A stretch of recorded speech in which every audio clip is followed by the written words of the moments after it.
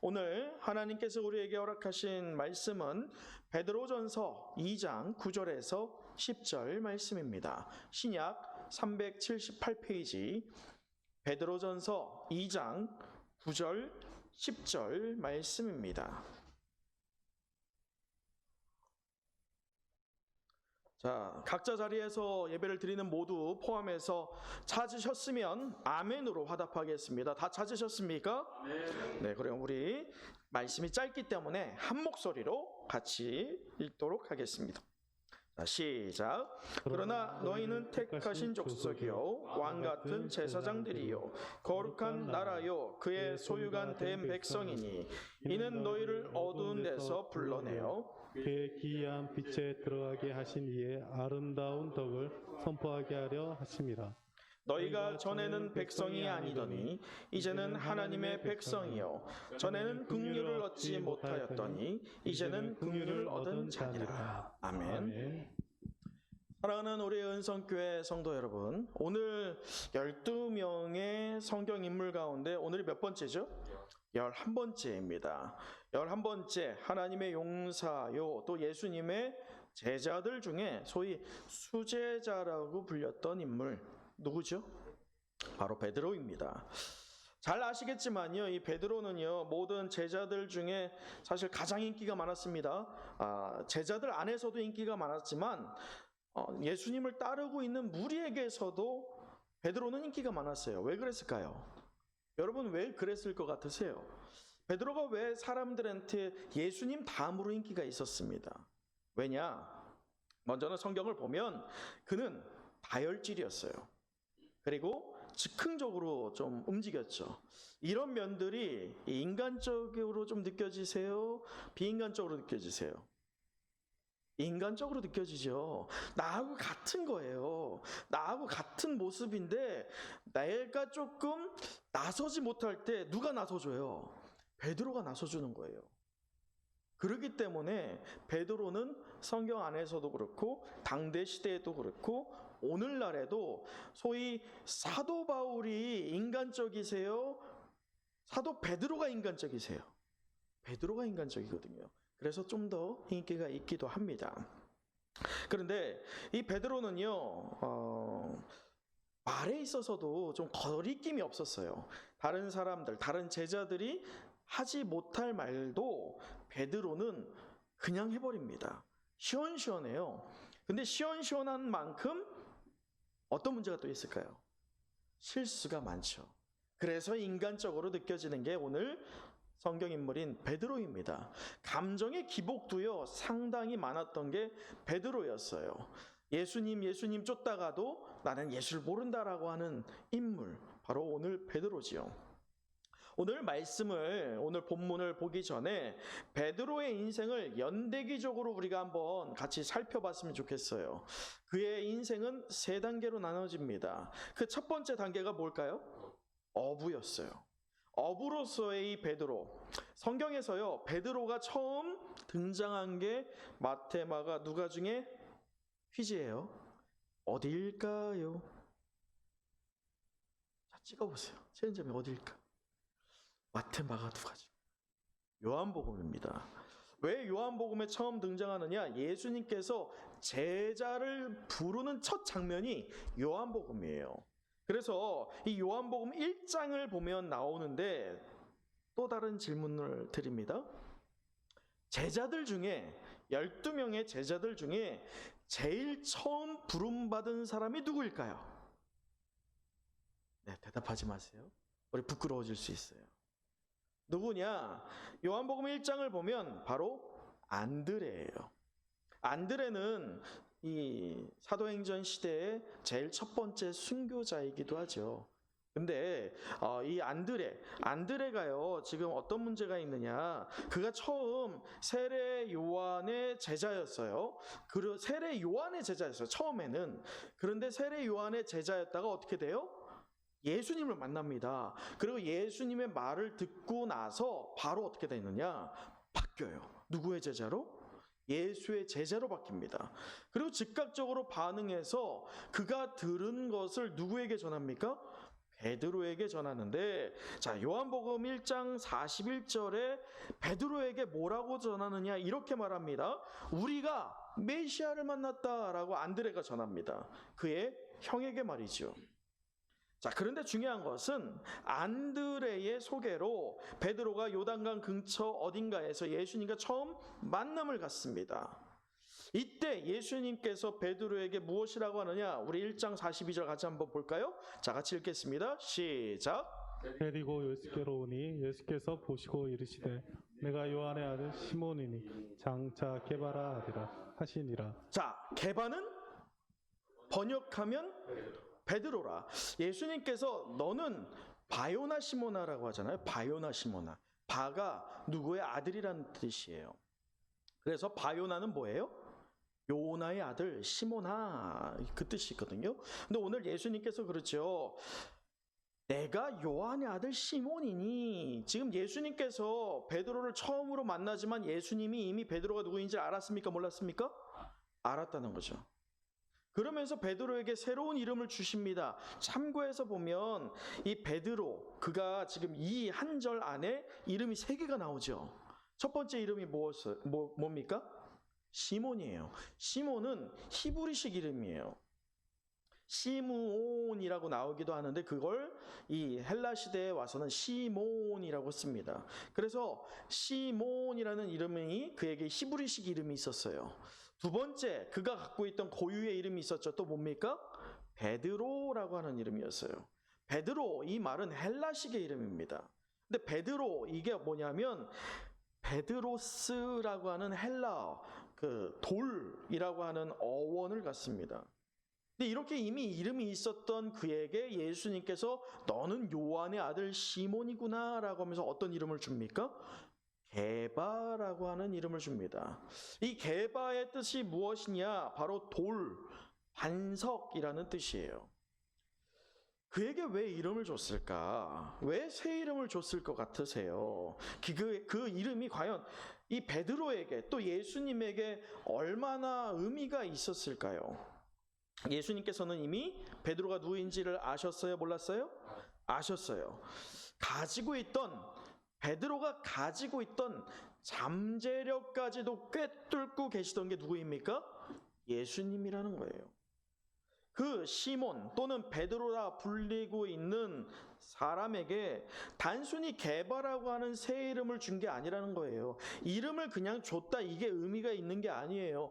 왜 주었느냐가 의미가 있는 것이지요. 자, 베드로는요, 신체적으로 건강했습니다.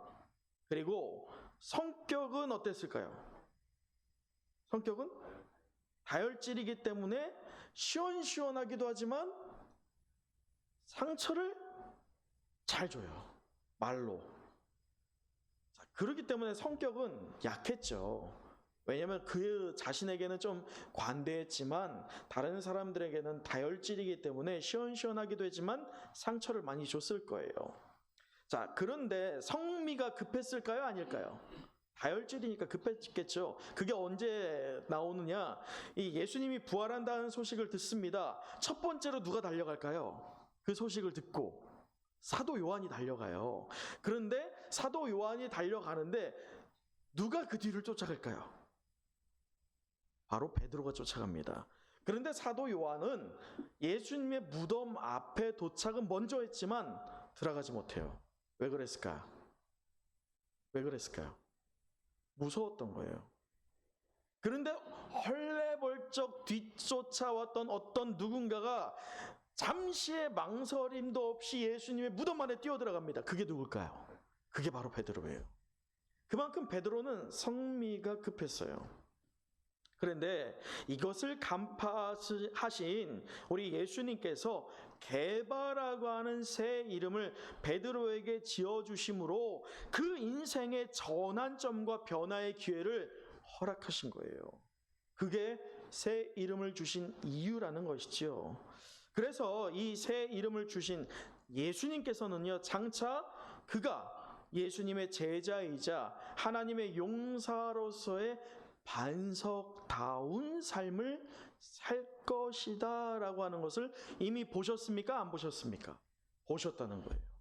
그래서 그를 보자마자 예수님께서는 분명히 그를 꿰뚫어보고 그에게 장점도 있지만 단점도 있죠. 그 모든 것을 수용하면서 그가 훗날 하나님의 용사로서 또 예수 그리스도의 제자와 사도로서 반석다운 삶을 살 것이다 라는 것을 분명히 아셨기에 그에게 어떤 이름을 주신 겁니까? 게바라고 하는 이름을 주셨어요. 자, 이것은 마치 구약의 누구의 이름을 무엇이라고 바꾸십니까? 구약의 사닥다리 하면 떠오르는 인물 있죠? 누구입니까? 야곱이에요. 야곱이 굉장히 지혜로웠죠. 그러나 그는 하나님의 방법대로 살지 않았어요. 그런 야곱을 다듬으면서 하나님께서 그에게 새 이름을 주십니다. 뭐라고 주십니까? 이스라엘이라는 이름을 주시죠. 그만큼 이름을 새로 주어졌다라는 것은요, 단순한 의미가 아니라는 거예요. 오늘 베드로에게도 똑같다는 것이죠. 비록 예수님의 공생의 기간 동안에 이 3년 동안 예수님과 함께하고 있던 베드로를 성경의 곳곳에서 보면 변덕스러워요. 어떤 면에서는 굉장히 신앙 좋은 것 같은데 어떤 면에서는 이 사람 왜 이래? 이렇게 표현할 수도 있죠. 그만큼 변덕스럽습니다. 그러나 하나님께서 또 주님께서 그 3년 이후의 모든 그의 인생을 만지시면서 게바답게 만져 가십니다. 하나님의 도구로서 다듬어 가시죠. 자, 새 이름을 받은 베드로, 게바, 그의 첫 사역이 무엇이었냐? 바로 누가복음 5장에서 첫 사역이 나옵니다. 그게 뭐냐? 예수님을 알지 못할 때에 갈릴리 바다에서 일어난 사건이었어요. 그게 뭐냐? 자, 깊은 데로 가서 그물을 내려라 라고 하는 주님의 명령이 누가복음 5장 3절에서 나타납니다.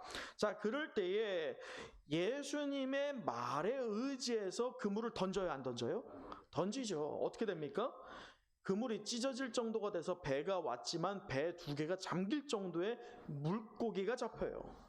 그것을 체험한 베드로가 예수님 앞에 뭐라고 하느냐? 주여, 나는 죄인입니다 라는 고백을 합니다. 이에 대해서 예수님께서 사명을 줘요. 그에게 소명을 주십니다. 그게 뭐냐? 우리 말씀 같이 보도록 하죠. 누가복음 5장 10절입니다. 같이 한번 읽어보도록 하겠습니다. 시작. 세베대의 아들로서 시몬의 동업자인 야고보와 요한도 놀랐습니다. 예수께서 시몬에게 이르시되 무서워하지 말라. 이제 후로는 내가 사람을 취하리라 하시니. 자, 이제 후로는 너가 무엇을 취한다고요? 사람 낚는 어부가 되게 하리라 라고 하는 소명을 넣어주십니다. 그 소명을 받은 자신의 인생의 소명이 무엇인지, 자신의 인생의 방향성이 무엇인지, 자기가 누구인지 그 정체성을 깨달은 베드로가, 게바가 변화가 되죠. 그 변화되는 첫 번째 반응이 무엇이냐? 말씀 누가복음 5장 11절에 이렇게 기록되어 있어요. 모든 것을 버려두고 예수를 쫓으니라. 사랑하는 성도 여러분, 오늘 코로나로 참으로 어렵습니다. 우리 유영준 집사님께서 기도하셨지만 나라와 민족뿐만 아니라 개인의 삶에서 재정과 여러 환경의 요소들이요, 어려워요. 이럴 때에 하나님께서요, 이 위기 가운데 분명히 우리에게 경종을 주십니다. 오늘 베드로가 반응했던 것처럼 모든 것을 버려두고, 이게 진짜 모든 것을 우리에게 오늘날 버려두고 주님만 봐라, 예수만 봐라, 이게 아니에요. 우리의 삶의 우선순위가 과연 누구냐? 그 질문의 답을 우리에게 오늘 이 시대에 하나님께서 요구하실 줄 믿습니다. 여러분 삶의 우선순위, 어려울 때일수록요, 위기일 때일수록요, 이 어두운 가운데서야 작은 빛일수록 더욱더 빛납니다. 그와 같이 이 혼탁한 시대에 아주 작은 믿음이지만 나의 인생의 우선순위가 바로 하나님께 있습니다. 예수 그리스도에게 있습니다. 내 안에 내주하는 성령께 있습니다 라고 고백하는 그 심령을 하나님께서 사용하실 줄 믿습니다. 그것이 바로 오늘 우리가 사모해야 할 방향성이라는 거예요. 자, 그런데 베드로가 그렇게 예수님께 반응하면서 모든 것을 버려두고 자기의 인생의 최고의 우선순위에 누굴 놓았어요? 예수님을 놨죠. 그리고 나서 그의 인생이 두 번째 단계로 접어듭니다. 그 두 번째 단계가 무엇일까요? 바로 제자예요. 어부였던 범인이 이제 12명 안에 속하는 예수님의 제자로 변화가 됩니다. 성경은요, 베드로가 그의 스승되는 주님에게 얼마나 충동적으로 또 충성하게 순종했고 또 헌신했는지 많은 부분의 자료가 나와 있어요. 그런 증거들 중에 이 베드로가 충동적 헌신이 가장 분명하고 선명하게 나타난 것은요, 바로 마태복음 14장입니다. 마태복음 14장 하면 굉장히 유명한 본문이 있어요. 뭘까요? 바로 오병이어 사건이 먼저 나옵니다. 자, 예수님께서 이 세례 요한이 참수된 소식을 듣고 나서 예수님과 예수님의 제자들이 빈들에서 말씀을 강론합니다. 그럴 때 큰 무리가 모여들게 되죠. 그래서 예수님께서 고치시고 싸매시고 그리고 먹이시기까지 하죠. 병을 고쳐주시고 나서요, 이 빈들에 사람들이 흩어져야 되는데 흩어지지 못하고 예수님을 계속 따르다가 빈들에서 저녁을 맞이하는 거예요. 먹을 수 없는 상황이죠. 그럴 때에 주님께서 너희들이 주어라 라고 하는 말씀에 따라서 오병이어 떡 5개와 물고기 몇 마리? 2마리가 딱 앞에 나오게 됩니다. 예수님께서는 그것을 하늘을 우러러보면서 축사하시고 떼어주시지요. 떼어주신 결과 몇 명이 먹습니까? 성인만, 남자 성인만 몇 명? 5,000명을 먹입니다. 5,000명을 먹이고 나서 그리고 남은 조각이 몇 바구니? 12바구니가 남는 사건이 바로 오병이어죠. 이전에 한번 말씀을 나누기도 했지만 이 오병이어 사건 옆에서 제자들이 분명히 떡을 떼어주신 것을 나눠줬을 거 아니에요. 그럴 때에 예수님께서 거기에서 좀 더 이 제자들이 마치 예수님 그 영광 아래에서 자기들이 뭔가 업적을 이룬 것 같은 동일한 선상에서 사람들이 우러러 봤을 거 아니에요, 제자들을. 근데 예수님께서는 그 제자들 가만히 안 냅둡니다. 예수님께서 허겁지겁 나눠주자마자 모든 이 사역이 오병이어 사역이 끝나자마자 제자들을 빨리 어떻게 합니까? 짐을 정리시켜서 강을 건너게 해요. 저 건너편으로 너네는 가라 라고 합니다. 그 영광을 받지 못하게 해요. 어찌됐든 마치 쫓겨나듯이 제자들이 배에 타서 가고 있을 때 예수님께서는 어떻게 하십니까? 따로 기도하러 산에 올라가십니다. 기도하고 있다가 예수님이 무엇을 보시느냐? 이 풍랑을 만난 제자들을 보게 되죠. 그래서 그 제자들을 위해서 어디를 걸어서 오십니까? 바다 위를 걸어서 오세요. 그 예수님을 보고 나서 제자들이 반응이 무엇이었냐? 말씀에 이렇게 되어 있어요. 귀신이다라고요. 유령이다라고요. 분명히 자기의 스승이 오병이어를 일으켰잖아요. 그리고 사람들을 병 고쳤잖아요. 그 능력을 가장 측근에서 가장 가까이서 봤던 제자들임에도 불구하고 물 위를 걸어오시는 예수님을 알아보지 못합니다. 그런 제자들을 향해서 예수님이 뭐라고 하느냐? 마태복음 14장 27절에 이렇게 기록되어 있어요. 안심하라, 나니 두려워 말라 라고요. 자, 이럴 때에 베드로의 충동적이지만 예수님에 대한 신뢰감이 나타나는 본문이 바로 마태복음 14장 28절입니다. 우리 같이 한번 읽어보죠. 자, 같이 읽겠습니다. 시작. 베드로 대하여 이르되 주여 만일 주님이시거든 나를 명하사 물 위로 오라 하소서 하니. 자, 이 말씀을 베드로가 하고 나서 그 결과 어떻게 됩니까? 물 위를 걸어가죠. 그러나 빠져요. 왜 빠지죠? 그렇죠. 무서운 거예요. 우리는요, 이 베드로의 이러한 무모한 시도에 대해서 쉽게 비판합니다. 저도 이 베드로 하면 할 말들이 참 많아요. 오늘 설교를 준비하면서도 제가 제일 힘썼던 게 뭐냐? 잘라내는 거예요. 편집하는 거. 할 말이 너무 많거든요. 그런데 이 베드로에 대해서 저도 많은 부분 설교할 때 이 베드로의 단점을 부각시키면서 우리가 이러지 말자 이런 설교를 많이 합니다. 근데 우리가 간과하고 있는 부분이 하나가 분명히 있어요. 자, 분명한 건 잠시 동안이지만 베드로가 물 위를 걸었어요, 안 걸었어요? 유지현 집사님 물 위 걸으세요?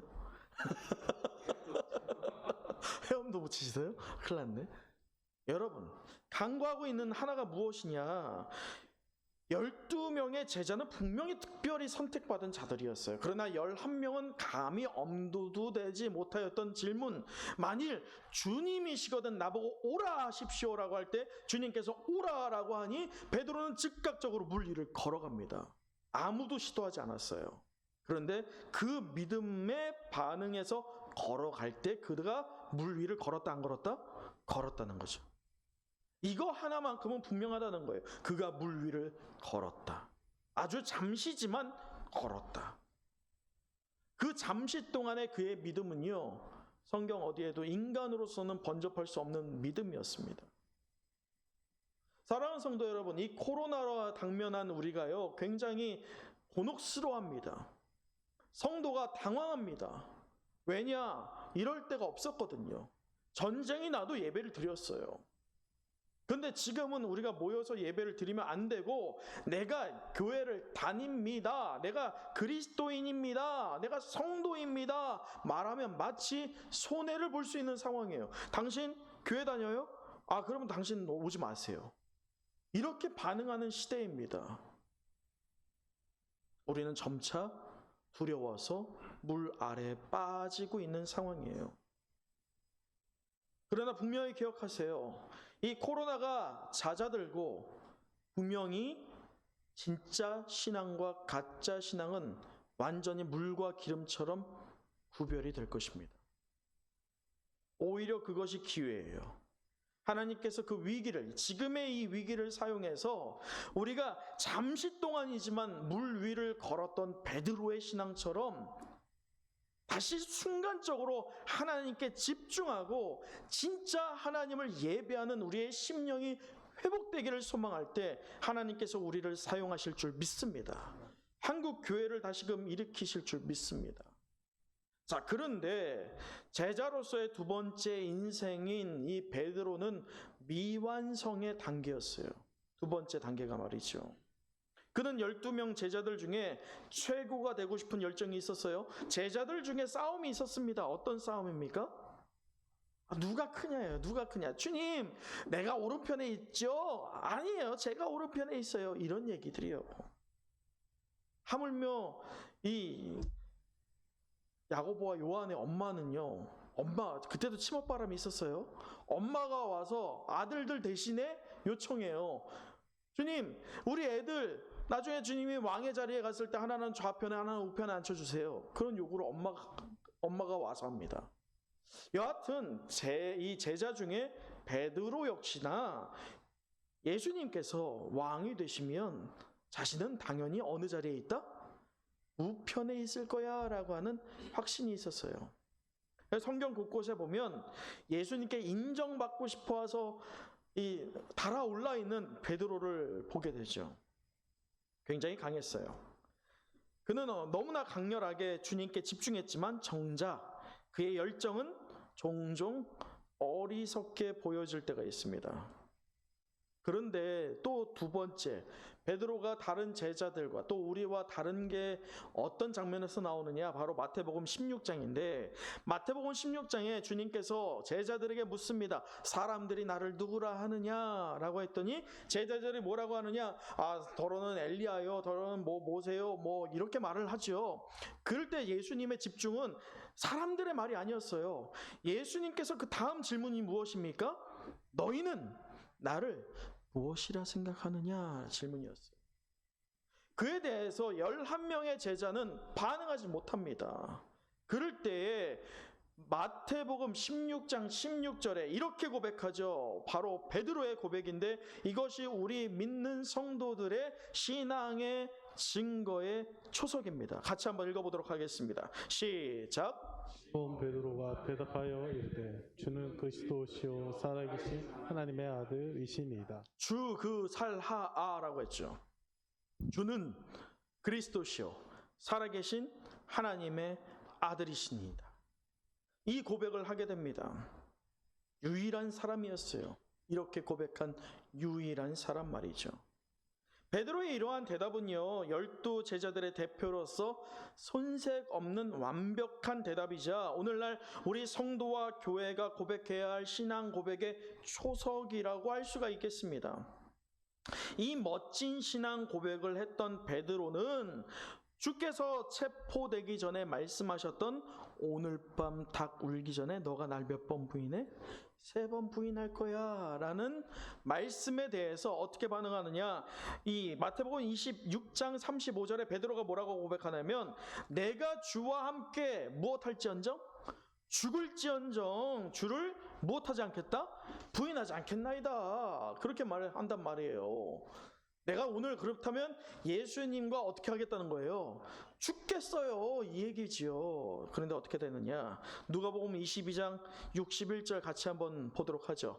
누가복음 22장 61절입니다. 같이 읽겠습니다. 시작. 주께서 돌이켜 베드로를 보시니 베드로가 주의 말씀 곧 오늘 닭 울기 전에 내가 3번 나를 부인하리라 하심이 생각나서. 여러분, 누가복음 22장 61절은 다른 복음서에는 없는 하나가 있습니다. 그게 뭐냐면 베드로가 결국 예수님을 부인했습니까? 안 했습니까? 했어요.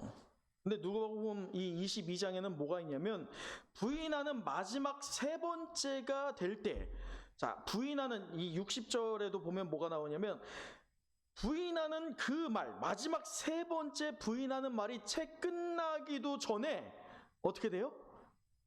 닭이 울어요. 그러면서 어떻게 되느냐? 예수님의 눈을 마주치게 됩니다.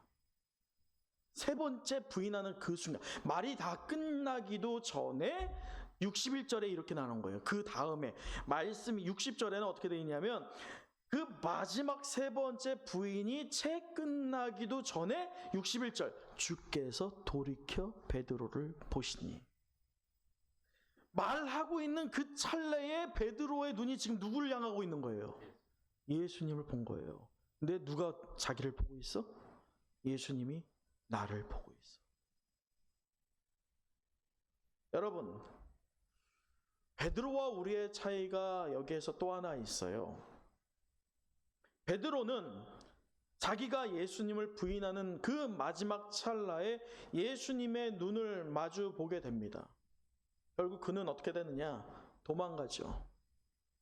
3번 부인하고 도망갔다라고 마태, 그 다음에 마가, 요한에서는 기록하지만 누가복음에서는 하나의 특수적인 게 나와요. 그게 뭐냐? 도망간 이유가 누구의 눈을 봤기 때문이에요? 예수의 눈을 봤기 때문이에요. 자신의 신앙이 약하다는 거, 자기가 말로는 그럴듯하게 말을 했지만 결과적으로 예수님을 부인했다는 것을 누가 깨달은 겁니까? 예수님이 눈으로 쳐다보면서 아이고 너 그럴 줄 알았어, 이게 아니에요. 예수님께서는 베드로를 애초부터 알고 계셨고 꿰뚫고 있었어요. 그렇기에 그가 부인하고 있는 그 순간 베드로를 보시는 그 눈빛은 어땠을까요? 원망이 있었을까? 너 이 자식 너도 그럴 줄 알았어, 이랬을까요? 아니.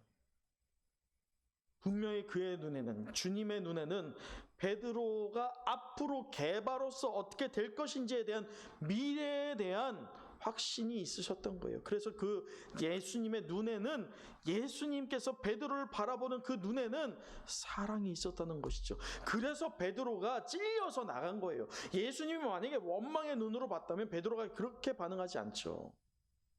예수님께서 자신을 바라보고 있는, 3번째 부인하고 있는 자신을 바라보고 있는 주님의 눈은 사랑의 눈이었다는 것을 베드로가 깨달았기 때문에 도망가게 된 것입니다. 그래서 밖에 나가서 심히 통곡하였다라고 하죠. 여러분, 통곡하였어요. 베드로는요, 자신의 부인하는 그 결과를 말이죠. 여러분이 코로나 시대에 분명히 우리가 사람들에게 또는 사회로 인하여서 너가 예수를 믿느냐라는 질문을 받을지 모릅니다. 너가 교회를 다니느냐라는 질문을 받을지 몰라요. 그럴 때 여러분 부인할 거예요. 아마도 말이죠. 입으로 부인하지 않는다 하더라도 내가 입으로 침묵할 수 있죠. 그것도 부인이에요. 그럴 때에 여러분 분명히 바라보십시오. 깨달으십시오. 누가 나를 바라본다? 주님께서 바라보세요. 주님께서 원망의 눈으로 여러분을 바라보지 않으십니다. 주님께서 사랑의 눈으로 여러분을 바라보실 줄 믿습니다. 그 눈을 바라보시는 여러분이 우리 안에 있는 죄를 깨닫고 통곡함으로 애통함으로 부르짖기를 간절히 소망합니다. 왜냐? 두 번째 인생이라고 생각했던 이 제자의 삶, 베드로는 실패라고 생각했죠. 미완성이라고 생각했어요. 근데 우리 주님이 바라보시는 베드로의 제자의 삶은 미완성이었을까요?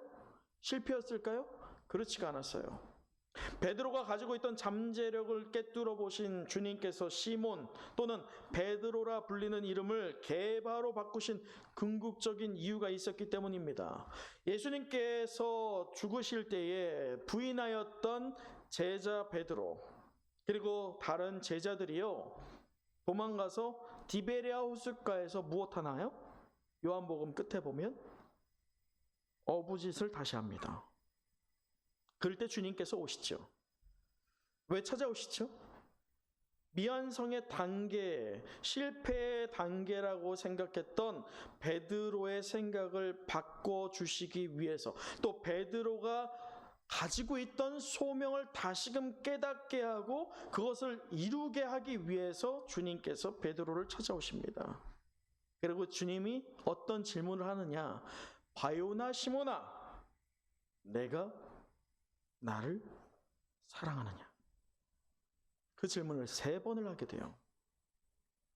이 3번을 반복하는 이 질문, 베드로가 3번 대답을 합니다. 이 3번을 확언케 하심으로 예전에 그가 주님을 3번 부인했던 것을 잊게 하시기 위함이었는데요.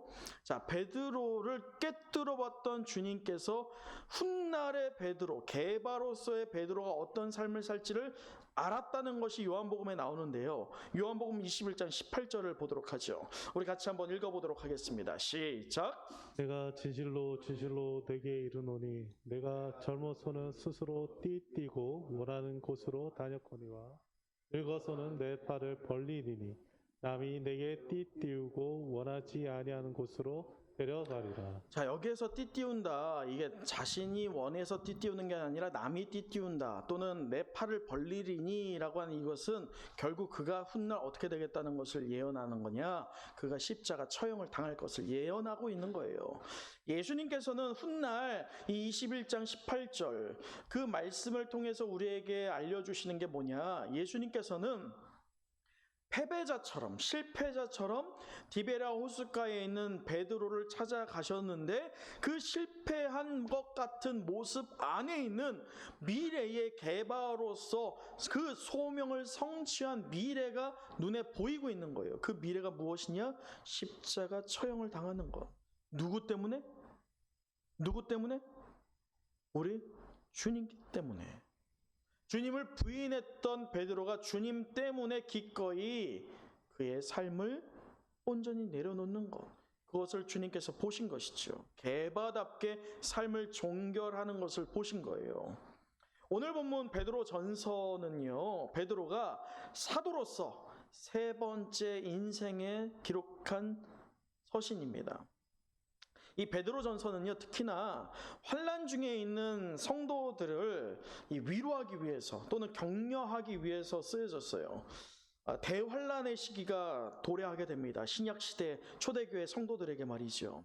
그래서 많은 이들이 핍박을 받고 고난을 받고 죽음까지도 이르게 되는데 그럴 때에 베드로가 서신을 쓰면서 무엇을 하느냐?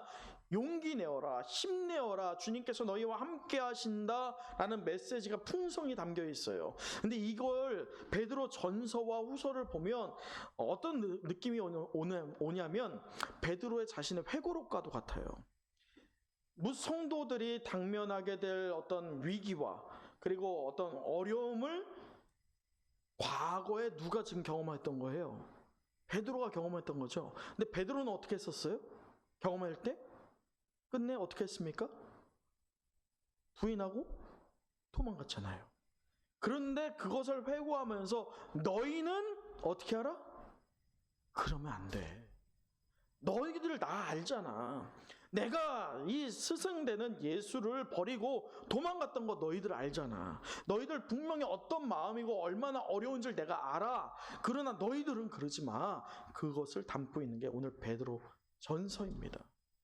그렇다면 베드로에게 어떤 변화가 있었길래 베드로 전서를 통해서 환난 중에 있는 신자들에게 예수 그리스도로부터 산 소망을 제시하게 된 것일까요? 베드로에게 뭔가 변화가 있었기 때문에 이렇게 완전히 변한 거죠. 그 변화가 언제냐? 바로 사도행전 2장입니다. 사도행전 2장을 보면 예수님이 승천 이후에 맞이하는 6월절이 지난 50일 후에, 즉 오순절 날에 제자들이 어떻게 모였다라고 성경에 기록되어 있냐면 마음을 합하여 모였다라고 합니다. 여러분 분명히 무엇으로 모였다고 했죠? 지금 제가? 다시 한번 무엇으로요? 마음을 합하여라는 거예요. 여러분 그렇게 이 위기의 때에요. 우리가 각자 처소에서 비대면 예배로 드리는 거 괜찮아요. 그러나 주님께서 그럼에도 우리에게 원하시는 게 뭐냐면 비대면 예배로 각자 처소에서 예배를 드린다 할지라도 무엇을 합하라? 마음을 합하라는 거예요. 그것을 받으시겠다는 것이죠. 마음이 합해지고 있는 그 현장에 무엇이 뭡니까? 하나님의 성령이 임하였다는 거예요. 여러분 그렇기에 내가 혼자 예배를 드린다 할지라도 지금 외로운 상태에서 내가 혼자 겨우겨우 이 믿음 붙잡고 있다 할지라도 하나님께서 성령의 충만함을 우리에게 부어주실 줄 믿습니다. 과거에 오순절날 그랬듯이 말이죠. 사도로서 자신의 소명이 무엇인지 깨달은 베드로가 선포하는 진리의 말씀을 성도들이 이제 듣게 됩니다. 완전히 변했어요. 사도 베드로가 성령에 충만해서 말씀을 전할 때에 그 말씀을 듣고 사람들이 반응합니다. 사도행전 2장 37절에 보면 사람들이 이렇게 반응해요. 우리가 어찌 알고. 그럴 때 사도 베드로가 뭐라고 하느냐? 우리 말씀 같이 보죠. 사도행전 2장 38절입니다. 같이 읽어보도록 하겠습니다. 시작. 베드로가 이르되 너희가 회개하여 각각 예수 그리스도의 이름으로 세례를 받고 죄 사함을 받으라. 그리하며 성령의 선물을 받으리니. 자, 여러분 지금 사람들의 반응과 그의 반응에 대답하고 있는 베드로의 지금의 이 메시지, 지난주 우리가 살펴봤던 하나님의 사람, 하나님의 용사 누구와 굉장히 닮아 있습니까? 세례 요한의 대답과 닮아 있어요.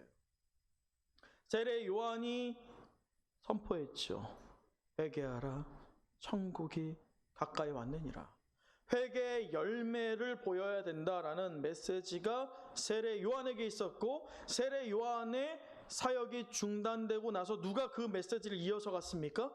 예수님이 이어서 갔고, 예수님이 중단되고 나니 누가 그것을 이어가고 있습니까?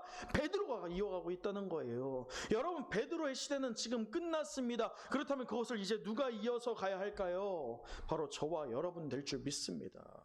그게 바로 하나님이 두신 뜻이라는 거예요. 그렇습니다. 세례 요한과 예수님께서 회개하라, 천국이 가까이 왔느니라 세례 열매를 요구했던 것처럼 사도로서 자기의 소명을 깨닫고 성령 세례를 받은 베드로가 똑같은 말씀을 선포합니다. 하나님의 대변자로서 완전히 변화가 된 것이죠. 그래서 방향성을 그는 알았고 우리에게 해답을 제시합니다. 실타래처럼 얽혀있는 우리 오늘의 성도들에게 해답을 제시해요. 오늘 본문 9절이 바로 그 해답입니다. 오늘 베드로전서 2장 9절 말씀을 같이 보도록 하겠습니다. 같이 읽도록 하죠. 시작. 그러나 너희는 택하신 족속이요 왕같은 제사장들이요. 예, 그렇습니다. 우리에게 분명히 말씀합니다. 무엇이라고 합니까? 누가 택했다는 겁니까? 우리가 택했다는 겁니까? 우리가 택해서 여러분 지금 이 순간에 예배를 드리고 계십니까? 아니에요. 하나님께서 저와 여러분을 택하셔서 예배를 드리게 하실 줄 믿습니다. 왕 같은 제사장으로 우리를 바꿔주셨어요. 우리가 하나님을 택한 것이 아니라 하나님께서 우리를 택하사 주를 영접시켰다는 것이죠. 여러분, 주중에 제가 청바지를 오랜만에 입게 됐는데 그 청바지를 입을 때 뒷주머니가 뭔가 있는 거예요. 축축해. 뭐지? 하고 뒷주머니에 손을 넣었다가 딱 뺐는데 스틱형 치즈가 있는 거예요. 우리 애들이 먹다 남긴 거. 근데 언제 먹었냐? 거의 한 달 전에. 근데 손에 딱 빼는 그 순간 저밖에 집에 없었거든요. 토하는 줄 알았어요. 왜 그랬을까요? 냄새가 와, 그 썩은 내가 이 손이 자 어떻게 했을까 그러면 이거를 이 쓰레기통에 버렸어. 우선 급하니까 손에 들고 있는 걸 쓰레기통에 버리고 손을 닦았는데 어떻게 해? 손에서 냄새가 안 없어져. 근데 문제는 제 바지를 벗어서 세탁기에다 안에다 넣었거든요. 나중에 제 아내가 왔는데 집에 난리가 난 거예요. 왜냐? 저는 분명히 손을 씻었어. 근데 집 안에 냄새는 나요, 안 나요? 왜 나요? 쓰레기통에 넣고 또 어디에다 넣었어요? 세탁기에 넣었잖아. 그러니까 내 눈에는 없어졌다. 나는 손 씻었다 생각했지만 냄새가 있어요, 없어요? 애들이 외출하고 아내하고 많은데 애들이 코 막으면서 이게 무슨 냄새냐고 막 저를 공격하는 거예요. 저는 그냥 다 해결됐으니까 내 눈에 없고 난 손 씻었으니까 그거 썩은 치즈인데 내가 쓰레기통에 버렸어. 그리고 세탁기에 넣었지. 자, 세탁기에 넣은 거, 쓰레기통에 넣은 거 잘한 거예요, 못한 거예요? 행동만 보면 잘한 거죠. 그러나 냄새는 있어요, 없어요? 제 아내가 그 다음에 바로 조치를 취합니다. 그 쓰레기통을 바로 동염해서 어떻게 합니까? 바로 버려요, 밖으로. 그리고 세탁기에 있던 옷을 꺼내서 바로 어떻게 합니까? 빨아요. 그러니까 냄새가 빠지죠. 여러분, 죄의 문제도 똑같아요.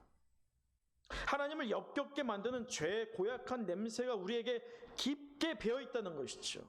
지금 내 눈에 보이지 않아서 내가 좀 뭔가 손을 씻은 것 같고 회개한 것 같은 그런 마음이 들지 모르지만 정작 그 문제가 완전히 해결되기 위해서는요, 여러분의 자의적인 노력으로는 되지 않는다는 것이죠. 여러분이 분명히 어떤 사람인지를 깨달아야 된다는 게 바로 그 시발점입니다. 하나님의 말씀으로 정결케 되기를 간절히 소망합니다. 다른 그 어떤 것도 해결되지 않아요. 인간적인 어떤 도덕적인 행위로 우리의 죄가 없어지지 않습니다. 그 죄의 냄새가 절대로 사라지지 않아요.